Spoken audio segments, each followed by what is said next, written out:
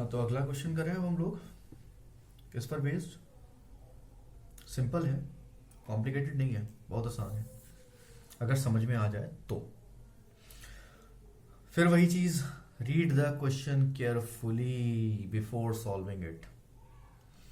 Question है, show that any positive odd integer. मैंने बोला ना, बिना डेसिमल वाले नंबर क्या होता है? इंटीजर। पॉजिटिव की बात कर रहा है। तो पॉजिटिव और साथ साथ ऑड भी है, तो पॉजिटिव ऑड इंटीजर। तो पॉजिटिव ऑड इंटीजर मैं यहां मेंशन कर दूं, क्या होंगे? 1 होगा, 3, 5, 7, 9, 11, 13 एंड सो ऑन। बहुत सारे होंगे, ठीक है ना? मैंने इतने मेंशन कर दिए। Is of the form 4q plus 1, is of the form 4q plus 1 और 4q plus 3। Is of the form 4q plus 1 और 4q प्लस 3, दो ही फॉर्म है, 4q प्लस 1 या फिर 4q plus 3, where q is some integer. ठीक है, करते हैं। हमारे पास पहला पॉजिटिव ऑड इंटीजर 1, 4 से डिवाइड करते हैं 1 को, 0, क्या आएगा? 0, रिमाइंडर 1, ठीक है ना? नेक्स्ट है हमारा 3, 4 से डिवाइड करते हैं 3 को, 0, 0 और 3, यही तो होगा 4 इंटू 0, 0, क्योंकि 3 4 से छोटा है तो 0 से अलावा हम कोई नंबर नहीं ले सकते। फिर हम डिवाइड करते हैं तीसरे ऑड इंटीजर को, क्या है? 5, 4 1 जा 4, रिमाइंडर 1। चौथा 5 के बाद क्या है? 7, 4 1 जा 4, 3, देन 9, 4 से डिवाइड करें हम 9 को, 4 2 जा 8, 1, ठीक है ना? एंड सो ऑन, बहुत सारे हो सकते हैं, उनको नहीं कर रहे हैं। अब यूजिंग यूक्लिड्स डिवीजन लेमा, क्या था? Dividend equals to divisor multiplied by quotient और प्लस रिमाइंडर, यही था ना? इसी को यूज करते हुए आगे सॉल्व करना है। ठीक है साहब, करते हैं सॉल्व। तो देखो डिविडेंड क्या है यहां पर? डिविडेंड है हमारा यहां पर 1, ठीक है ना? 1 इक्वल्स टू, डिवाइजर क्या है? 4, क्वोशंट क्या है? 0, रिमाइंडर क्या है? 1। इस पे आते हैं, डिविडेंड क्या है? 3, डिवाइजर क्या है? 4, क्वोशंट क्या है? 0, रिमाइंडर क्या है? 3। अगले पर आते हैं, dividend is 5, quotient is, sorry, divisor is 4, quotient is 1, remainder is 1। Again 7 पर आ जाते हैं। 7 इक्वल्स टू 4 इंटू 1 प्लस 3, ठीक है ना? अभी हम 9 पर आते हैं। 9 equals to 4 into 2 plus 1। Similarly अगर हमें 11 को मेंशन करना है तो 11 हमारे पास होगा 4 इंटू 3 प्लस 4 इंटू 3 नहीं, 4 इंटू 2 होगा, 3 नहीं होगा, क्योंकि 11 को करेंगे जब हम 4 से, तो 4 2 जा 8, 3, तो हमारे पास आएगा ये 11 इक्वल्स टू 4 इंटू 2 प्लस 3। 11 के बाद अगला कौन सा हो सकता है? 13 हो सकता है। 13 equals to 4 into 3 plus 1 and so on, बहुत सारे हो जाएंगे। अब आप देखो, कंपेयर करो, 4 into 0 plus 1, 4 into 0 plus 3, 4 into 1 plus 1, 4 into 1 plus 3, 4 into 2 plus 1, 4 into 2 plus 3, 4 into 3 plus 1, आगे होता रहेगा जो भी है ना? तो अगर मैं इसको थोड़ा अलग तरीके से लिख लूं, मतलब समराइज करके लिख लूं, अलग तरीके से नहीं, समराइज करके, कैसे?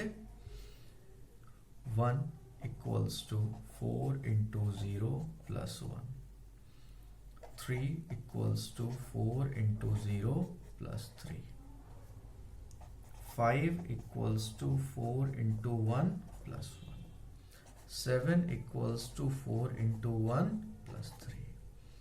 9 equals to 4 into 2 plus 1. 11 equals to 4 into 2 plus 3. 13 equals to 4 into 3 plus 1. 15 equals to 4 into 3 plus 3. 4 से 12, 12 plus 3, 15. एंड सो ऑन, यहां पर भी एंड सो ऑन. बढ़ जाएगा आगे, नहीं बढ़ जाएगा? क्यों भाई, ऐसा ही होगा.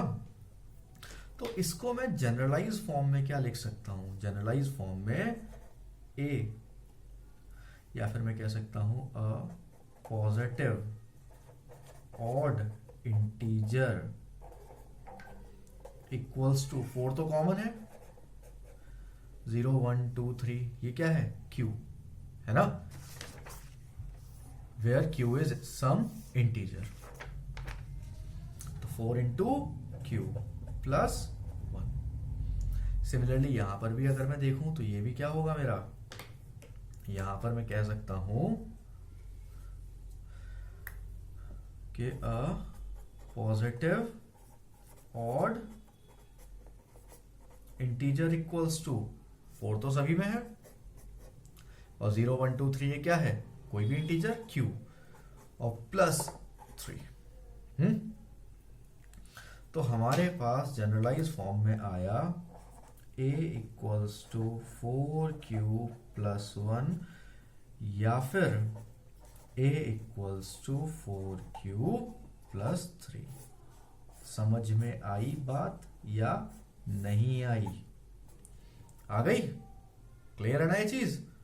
ठीक है ना. अब जरा एनसीईआरटी वाली लैंग्वेज में समझा देता हूँ, वरना कहोगे सर एग्जाम में क्या हम ऐसे ही छोड़ा है.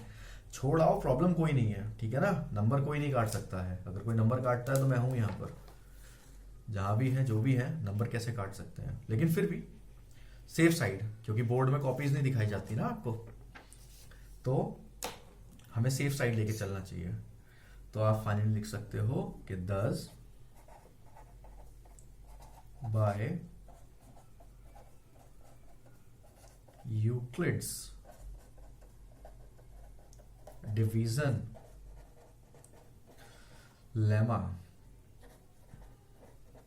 there exist integers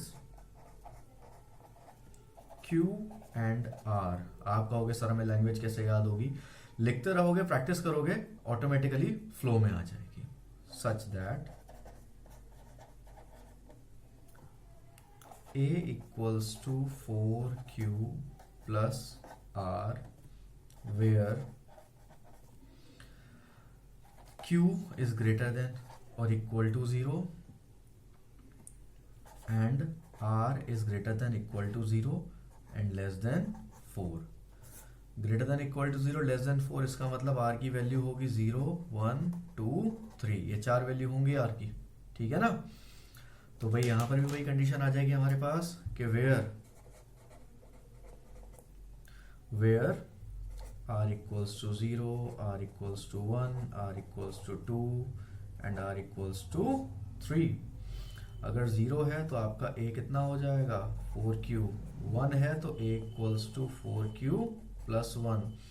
2 है तो a equals to 4q plus 2. और 3 है तो a equals to 4q plus 3. ये आपने देखा था क्या था? ऑड. ये भी आपने देख लिया क्या है? ऑड. ठीक है ना. ये कंडीशन होगी आपकी इवन की, और ये वाली कंडीशन भी होगी इवन की. लेकिन हमें सिर्फ इन दोनों चीजों से मतलब है. क्लियर? और बाद में वही लास्ट लाइन क्या लिखोगे कि hence every positive odd integer is of the form 4q plus 1 और 4q plus 3. ठीक, आ गया समझ में? अगर समझ में आ गया हो, है ना, अगर आपके समझ में आ गया हो तो ये क्वेश्चन आप असाइनमेंट में समझ लो, क्योंकि उसे पढ़ने के समझने के बाद इस क्वेश्चन की प्रैक्टिस आप लोगों को खुद से करनी है। अगर कर ली प्रैक्टिस दैट मीन्स क्लियर हो गया कंसेप्ट, नहीं कर ली इसका मतलब कंसेप्ट क्लियर नहीं हुआ, क्योंकि जो क्वेश्चन मैंने आपको समझाया है उसी क्वेश्चन से मिलता जुलता, या मैं कहूंगा कि वही क्वेश्चन समझ लो दोबारा ही आपको सॉल्व करना है। Clear? Okay, have a good day.